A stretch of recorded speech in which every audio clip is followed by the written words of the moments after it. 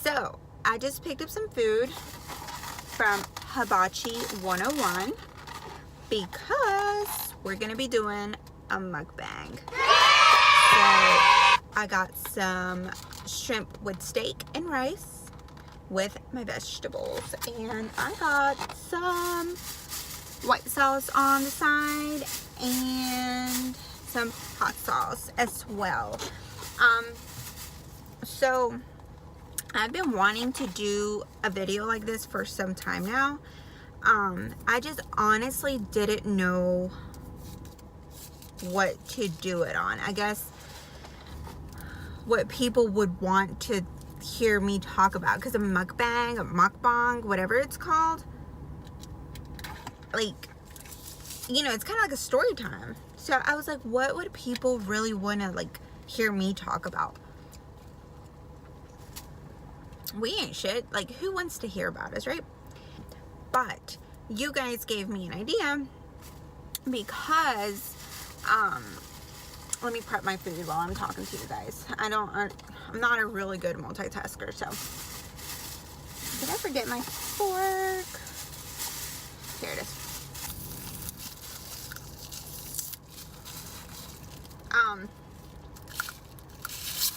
So I put my hot sauce inside my white sauce.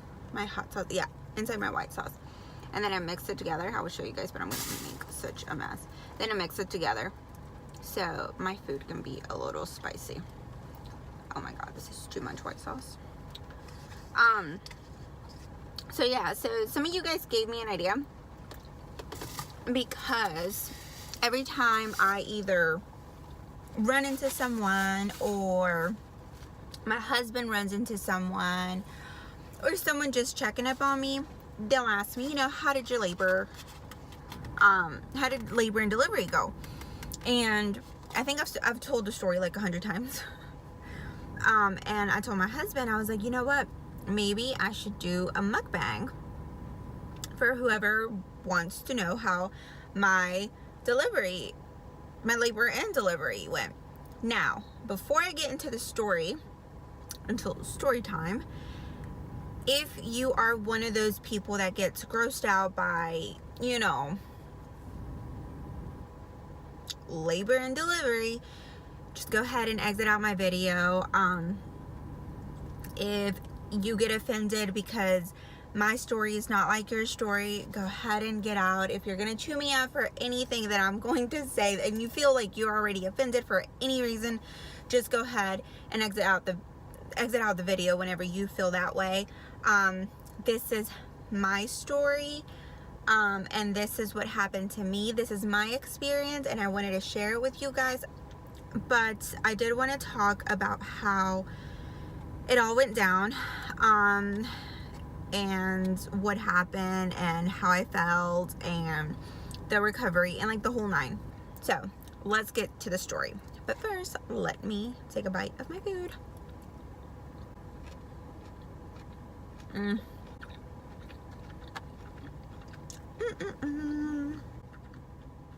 That was so good.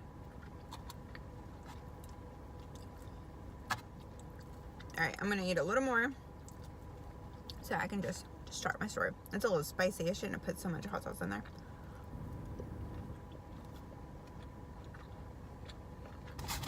So, let me get to story time. My due date. So I kind of had two due dates. I had one on the 9th, which is December 9th, and I had one December 16th. So my OB doctor gave me December 16th. So that really never changed.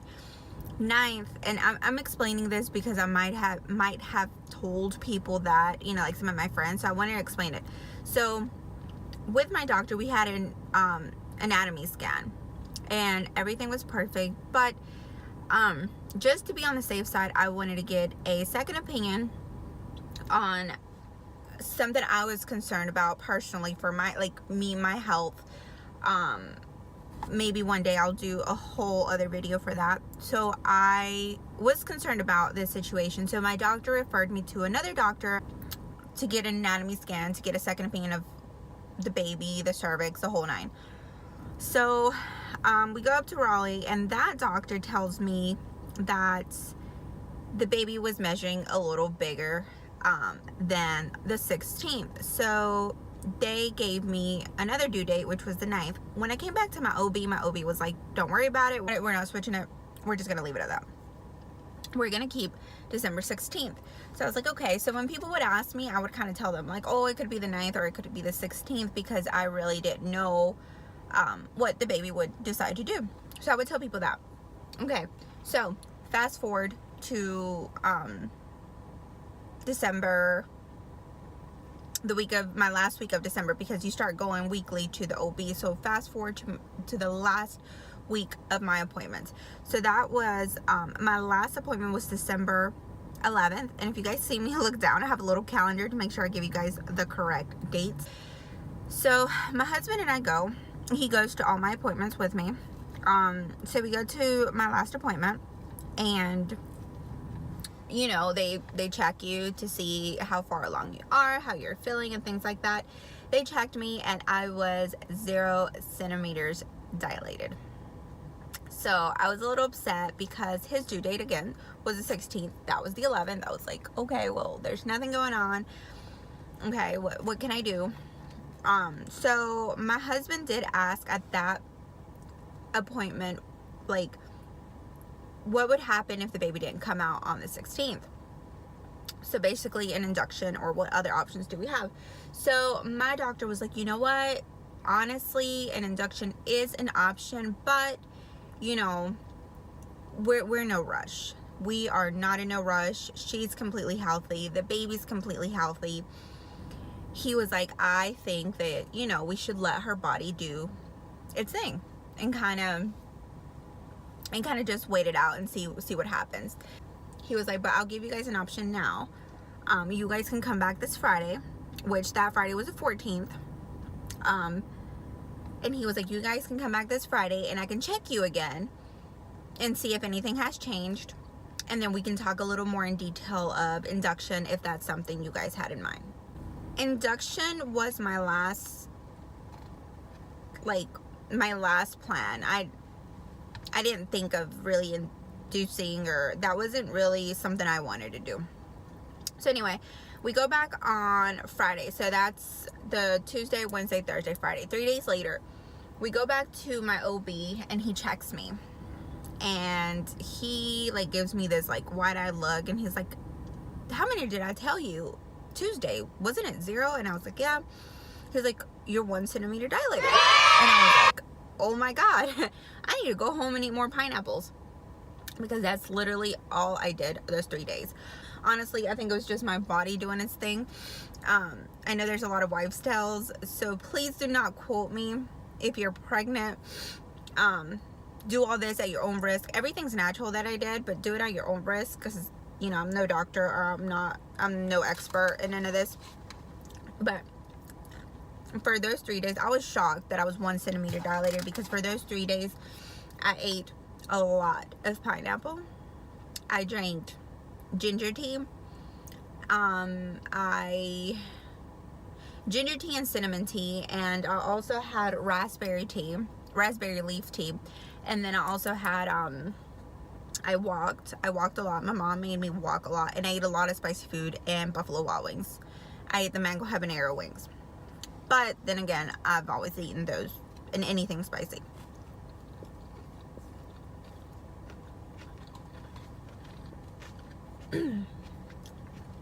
He told us we were 1 centimeter. We were so excited. Like, George's face lit up. And we're like, oh my God, it's getting real. So he brings up the topic of inducing. And he was like, you know, I'm on call this weekend. What do you guys want to do? He was on call that Friday, Saturday, and Sunday. My due date is the 16th, which was that Sunday. So he was like, we can get induced and we can get the ball rolling. It's up to you. But again, he said, we can let your body do what it has to do. We're in no rush. You're healthy. The baby's healthy. I didn't want to get induced. I wanted that as last resort. Like, if the baby was in danger or I was in danger, or, you know, both of us were in danger, yes, induce me. Do whatever you have to do to save the baby. So he was talking about inducing, and I was like, okay, I just wanted to know, but honestly, no, I just want my body to do what it has to do. So he was like, okay, fine. So, you know, we leave the OB that day.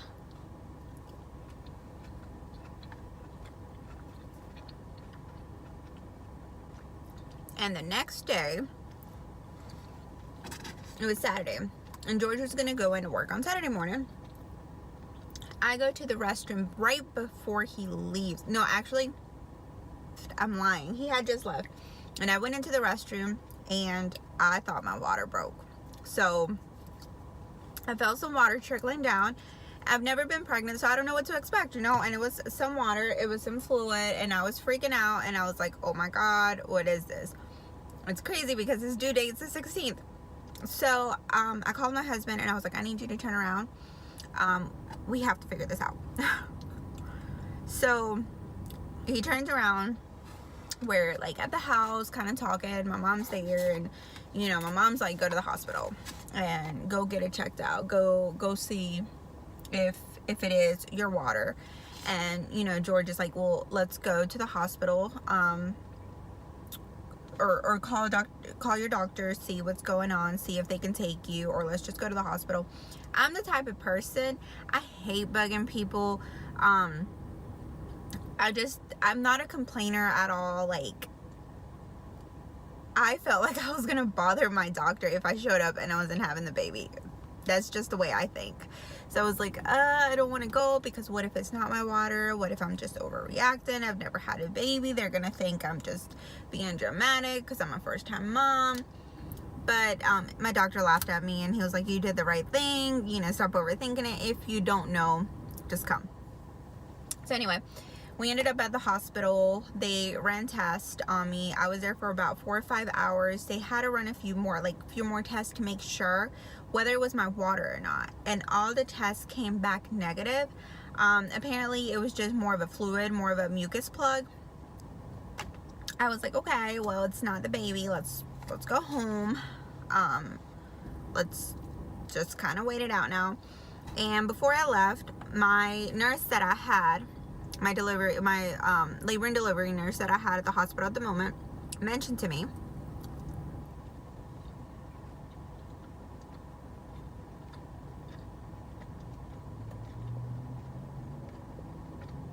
she mentioned to me again if I wanted to get induced. I still had that option, and I could have done it that night, which was the 15th. They were like, you know, we can do it tonight if you want to just go ahead and stay, or if you want to come back tonight, we can do it, or tomorrow we can go ahead and do the paperwork, start the process. And I was like, let me talk to my husband. We're like, you know what, let's go home, talk it out, figure it out. Only reason it crossed my mind to get induced was because my doctor was going to be there those 3 days. I love my doctor personally, and like, my husband knows that. Like, I love my doctor, and he's amazing. So I was this close to getting induced just because I wanted him to catch the baby.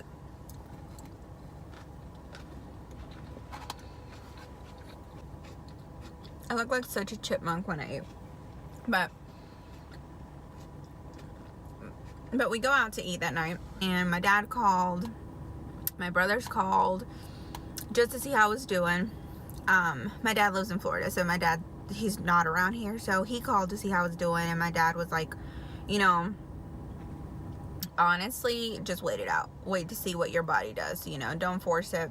My mom was the same way, and my husband was the same way, even though my husband was just ready to have a little boy. But we decided to not do it. So, you know, I go back to eating pineapple. I go back to eating hot stuff and bouncing on the workout ball, the big ball, like la pelota grande, whatever. And fast forward to Monday night. It was probably about, George wasn't home yet, but it was probably around 8, 9 o'clock. My brother is in the kitchen and he's eating a taco with some hot sauce, some salsa verde. It was like, it's la salsa de guacamole. He had bought in Clayton, and it looked so good. Like, the way he was eating the tacos, like, my brother, he's a foodie. Like, he loves food. So the way he was eating the taco, like, preparing it and eating it and putting the salsa and, like, making the, because it was spicy, like, se me antojó. Like, I was like, can you make me one? And he was like, yeah. So he makes me a taco, and I joked after I took a bite, and the salsa was so hot, because throughout my pregnancy, like, no quería comer nada picante. Like, I wasn't a fan of hot stuff. So when I took a bite of the taco, like, me picó, and I was like, oh my god, it's so spicy, but it's so good. And I was like, watch, like, this is gonna get the baby out.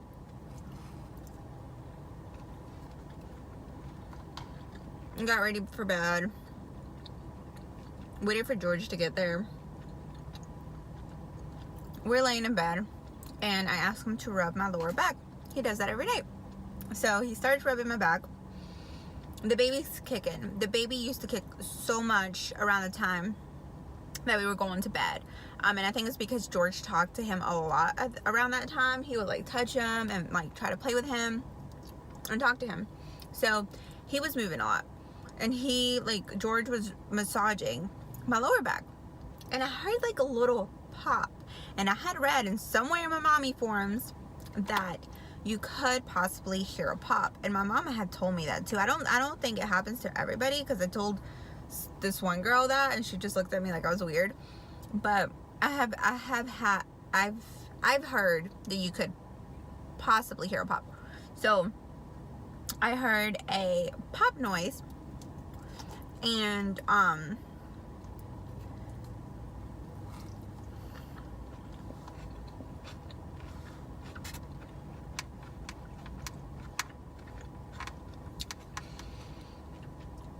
and when I turned, like, towards him, and I asked him, did you hear that?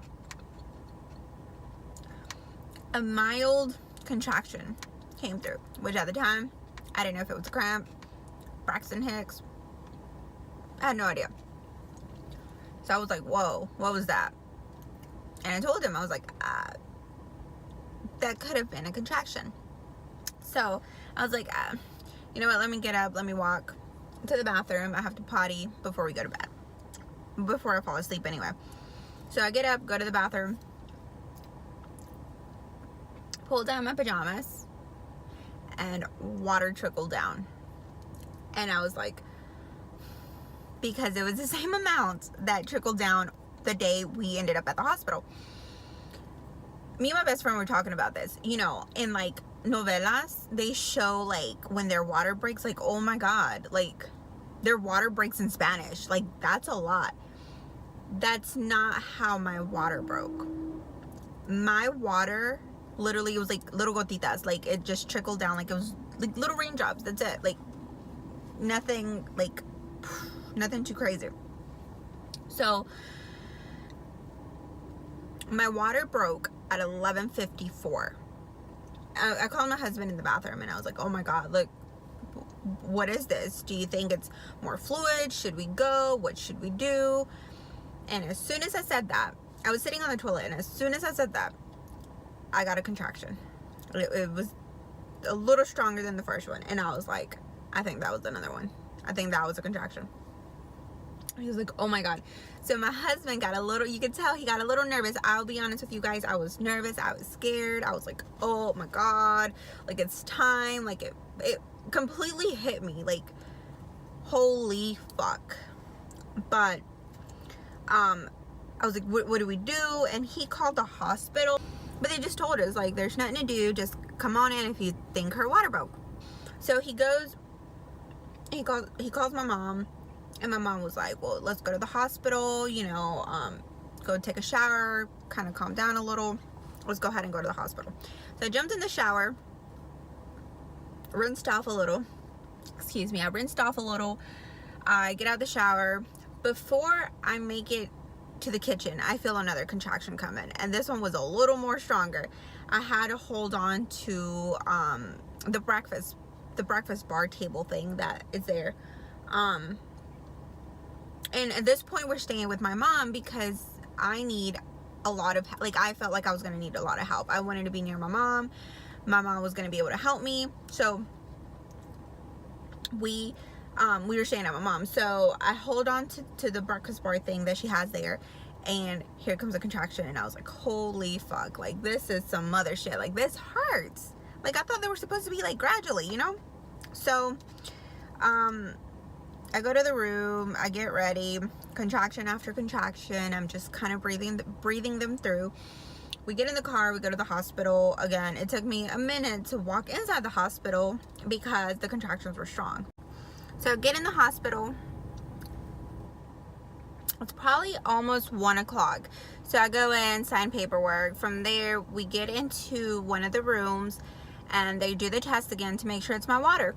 So from there, they had to take it in to make sure, like I said, it's my water. I was there chilling, so they couldn't admit me until they found out. So they go take that. They take about an hour. My contractions were getting so bad. Now, I didn't have a plan. I didn't want to go into the hospital without a plan. I had no plan on if I wanted medication or not. I didn't have a plan of breastfeeding or not. A lot of people would ask me, and I would just kind of like blow off, like nonchalantly, like just blow off the topic or just be like yeah or no. The reason being is because I didn't want to disappoint myself. I didn't want to say I'm doing it natural and I got this, and next thing you know I need an epidural. I didn't want to be like that. I didn't want to disappoint who or what I wanted to do, you know? So I was like, I'm not going to have a plan. If I need epidural, I need epidural. If I don't, I don't. Great. If he latches, he latches. If he doesn't, he doesn't. As long as he's fed, I'm happy. So anyway, it's already about an hour in, so we're looking at what, like 2 o'clock. And the nurse comes back in, and I was like, I need to know my options as far as pain medicine. And she was like, okay. So she tells me Stay-It-All is an option and epidural is an option. I was like, okay, I need Stay-It-All. She's like, I can't give it to you until we admit you. I was like, okay. She leaves and comes back. My contractions were back to back. They were really strong. So she comes back and she's like, it's your water, you know, we're having a baby tonight. And I was like, okay, but can I get the Stay-It-All? So she's like, yeah, honey, let me get that going. So she gives me the Stay-It-All. I was like, okay, so how long until I feel this? She's like, oh, you'll feel it in a second. That's not true. I would recommend Stay-It-All if you wanted to kind of like relax a little, because between contractions I was able to kind of doze off and fall asleep, so it would kind of give me energy again to come back to my contractions and kind of breathe them through, you know. So como que me relajaba y I was kind of like getting a little bit of rest. So but I could feel like every contraction. It was crazy. I felt so high, and I was dreaming also of Scooby-Doo. I haven't watched Scooby-Doo in a long time. I don't even think I even watched Scooby-Doo growing up. I was dreaming of Scooby-Doo. So I felt so high, but I would feel every contraction. So she comes back in and she's like, how are we doing? Whatever, talking to me. And I was like, you know, it hurts. I need epidural. And she was like, are you sure? And I was like, what do you mean? And then she even asked me like, you know, is this your first baby? And I was like, yeah, it is. And so my mom, I think they kept asking me that because maybe it just, to them, I was being dramatic, because they checked me when I got inside my room and I was only 2 centimeters dilated. So they were probably like, okay, maybe no le duele tanto. Like, you know, maybe she's just being a first-time mom. You know, because I feel like first-time moms, we've never been through this pain, so we don't know what to expect. So anyway, she was like, are you a first-time mom? And I was like, yeah. So she was like, are you sure you want the epidural? I was like, yes, I need it. I can't do it without the epidural. And my husband was like, baby, you got this. I know you can. I mean, if you want the epidural, but you got this. I was like, no, give me the epidural. I was already starting to sign papers. And she walked out to get like paperwork or whatever she was doing. So I remember I kept gagging. I kept like gagging every so often because the pain was so bad. So, you know, I was like, I can't take it. And I told my husband, give me a trash can. I started throwing up. So the nurse comes back in. And she's like, okay, honey, before they come in for the epidural, let me check you one last time to see how far along you are from when you first got here, which was 2 centimeters. And I was like, okay. So she checks me, and she's like, you're 8 centimeters and a half. And I was like, wait, what? But honestly, I was kind of like, well, no shit. Like, that's why it hurts. Like, that's why it hurts so freaking bad. Like, I'm almost there. And that was probably around like 3 o'clock already. Sometime into like 3 o'clock. 3 o'clock in the morning. So my dad told me, he was like, when you think you're gonna need it, like, it's when, yeah, like, you're about to friggin' pop the baby out. But she was like, okay, so are you sure you still want it? We can do it with epidural, but are you sure you still want it, or do you want to try doing it without? And I was like, no, I need it. And I looked at my husband, and I was like, I'm so sorry, baby, but I need the epidural. Like, these are killing me. And he was like, baby, I think you can do it without the epidural. Like, I believe in you. I think you got this. I really think you can. My mom told me the same thing. My mom had all 3 with no epidural or no medications. I was like, you know what? Fine. Fuck it. Thug life. So I looked at my nurse, and I was like, how many pushes will it take for me to pop him out? And she was like, about 4. Which, of course, it'll be 4 with like breathings in between and things like that. And I was like, okay, cool. All right, let's do this. So here I go, pushing and pushing and pushing. But the whole time, I could not believe I was doing it without epidural. I was like, holy shit, I'm a fucking badass. And again, this is not to like put down anyone that couldn't do it without epidural or had a C-section. Everyone has a different story. Again, I almost got epidural. But I was like, holy shit, like, I'm a fucking badass. Like, this is so dope. So I'm pushing, and all I could hear was my mom and my husband. Oh my God, we see the head. Oh my God, we see the head. Oh my God, está chinito, va a tener el pelo chino. Oh my God, he has curly hair. Like, I was like, oh my God. Like, I literally, like, because George was so excited. My husband was so excited because he was having curly hair. I literally grabbed his hand because he was there, like, grabbing my hand the whole time. Like, that's all I wanted, for him to grab me, like, touch me and grab my hand. I was like, stop. Take this serious. To hear someone coming in, it was the doctor. It was actually a different doctor. It wasn't my doctor, but I did like this doctor, so that was a good thing. And he was on call. Poor thing. I probably woke him up.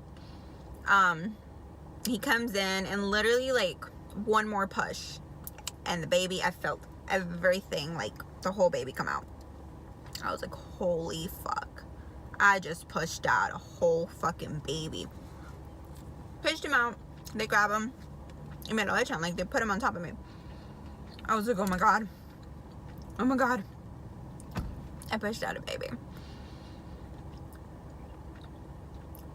I was a little, like, off. Like, still a little drugged from the say it all. And if I'm pronouncing that wrong, I'm sorry. But then my husband, they asked him to cut the umbilical cord, so he did. And from there, they take the baby, and they're like cleaning him up, and we do skin to skin. And my mom and my husband were like so excited. Like, they were like, oh my God, like, the baby, and oh my God, my husband, like, over there, and I think the nurses are like, he has a full set of hair, look at him. And my husband's so excited, and I was like, hello, I still need your hands. Because I had to push out the placenta per the doctor. I didn't know what I was getting myself into. I didn't know if it was gonna hurt or anything. So I was like, I looked at the doctor, and I was like, so should I push? He's like, yeah, just push it out, take your time. I was like, what the fuck? Like, I've never pushed a placenta out, so what am I supposed to be doing? I don't know. So then I started pushing, and it comes out, and that was the easiest. But yeah, after that I did rip. I ripped, and I had 2 stitches. But the baby was born at 3:54 a.m. So basically my water broke at 11:54 p.m., almost midnight, and he was born at 3:54. My nurses kept telling me, like, honey, you came in, you did the damn thing, you wasted no time. And literally that's how it felt. Like, if I knew that all my births were gonna be the same thing, like the same way, I would have like 20 babies. But anyway, I delivered here in Wilson. I live here, so all the nurses, if there's any nurses, labor and delivery nurses, that watch this, you guys are amazing. Like, I couldn't have done it without you guys. You guys are the sweetest, and literally it was like an amazing experience because of you guys, even though I was really like in really bad pain. After that, I remember one of my nurses was like, honey, do you want something to drink? Do you want water? Do you want Sprite? Do you want Coke? Do you want orange juice? And I was like, oh my god, a Coke. If anybody knows me, I am addicted to Coca-Cola. And she was like, okay. And she was doing like some stuff on the computer, paperwork or something, and she's like, you know what, no, I'm dropping this. You deserve that Coke. I'm gonna go get it right now. But let me tell you guys, that Coke that I had was the best Coke I've ever had in my life. Like, I think it was because I just delivered, but that is just so refreshing and so amazing. But that's pretty much my story as far as my labor and delivery. Spend time with the baby. When we were doing skin to skin, he automatically was looking for the boob. Like, they put him on me and he was looking for the boob. We got him close to the boob and he latched on so fast. Like, he latched on. We're still breastfeeding. We're still doing really good. Honestly, the worst part for me was the contractions. Only reason though, because I didn't know if it was gonna get worse. Because when I got there, they told me 2 centimeters. So the whole time in my mind, I was like, fuck, I'm just 2 centimeters and this shit hurts bad. But them telling me, oh no, you're 8.5 centimeters, I was like, well, holy shit, no, duh, that's why it fucking hurts. So now I kind of know what to expect for the next baby. So I think I can definitely do it natural again. But in overall, that was my story. To be completely honest with you guys, I had no plan. Like I mentioned, no plan at all. Like, I was kind of determined to do whatever my body told me to do. I was like, let me just go in, do what my body is telling me to do, and then we'll see what to do. You know, as far as inducing, I was like, I don't think so. I want my body to tell me what to do unless I need to be induced. Wasn't completely against it. Again, if anybody out there has done it, props to you. And my as far as pain, I was up for anything. Breastfeeding, I was up for anything. I already had the bottles. If the baby wanted the bottle, I already had a pump if he wanted a pump. I was already prepared for him to breastfeed if he wanted to breastfeed. So I was prepared for everything, and I did my research and like un poquito de todo just to make sure in case the baby decided to do, because I feel like sometimes you plan for yourself and you think like, oh, I want this and this is what I'm gonna do. But you have to also remember that there's a baby involved, and that baby has a mind of its own, and that baby's gonna do what the baby wants to do. So that's kind of how it went in my mind. Like, I'm just gonna do whatever happens. Like, I'm gonna go with the flow because I don't want to end up disappointed. So that was basically it. And as far as my recovery, it was really smooth and amazing because my husband was so amazing, is so amazing still with me. But as far as my recovery, only 2 stitches. I did have a little bit of pain, of course, the normal type of discomfort. I wouldn't even say pain. And I was bleeding probably for maybe about 2 weeks 2 weeks and a half-ish after that. It wasn't even a lot either. I was wearing the granny panties for a few days. Then after that, I was able to, you know, go down to pads and then panty liners. I do have my 6-week appointment on the 30th, 31st of this month. I think it's like Thursday. My husband's excited for that, if you guys understand why. But no more babies for a while. I'm actually going to go, when I go in, and discuss my options as far as birth control. Before I got pregnant, I was on the depot shot, and it did me wonders. It actually made me lose weight, so I'm kind of wanting to go back to the depot shot, but we'll see what my doctor also recommends on Thursday.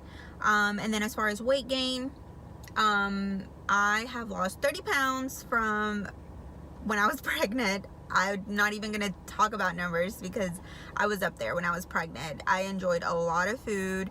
I didn't say no to anything. Like, if I craved it, I was going to get it. If I wanted it, I was going to get it.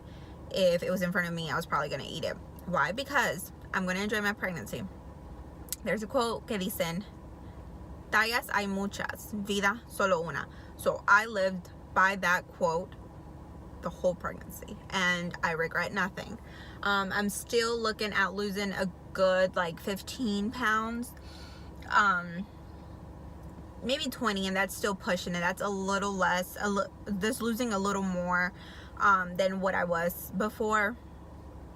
But you know, once my doctor gives me the green light, I've actually been feeling better, and I feel that I'm ready now to start running and go to the gym.